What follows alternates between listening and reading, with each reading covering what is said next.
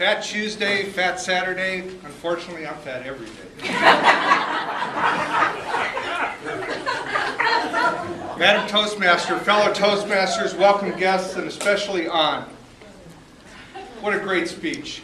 You continued the Mardi Gras theme with a very funny speech, and you delivered the humor very well.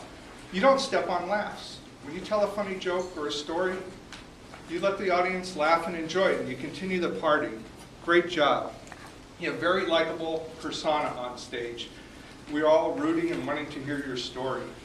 Your speech was very well organized. You set up with the premise how a man answers a question one way and a woman answers it another way, with layers and layers and layers that us guys don't get.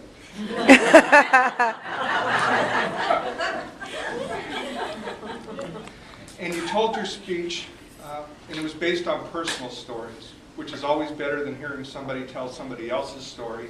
And you told that speech in such a way that you relived this speech. We could see the emotions that you felt at the time. You didn't retell a story, you relived it, and that's always very powerful.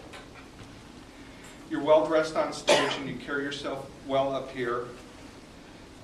It looks like English might be a second language with you, and rather than you struggling with it, I was impressed that you kept your poise and you just moved on. So to me, that wasn't a distraction.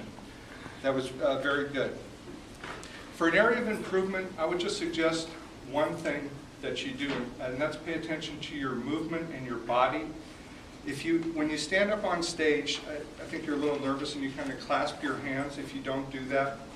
And then when you tell stories, one technique you can use is to have one person when they talk face that way and maybe look at a person in the audience and let that person represent the person you're talking to.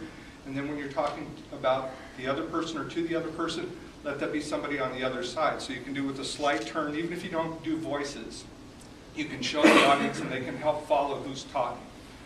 But other than that little body work, I mean, this is a great speech, and you have a great presence up here, and I look forward to seeing you speak again. Madam.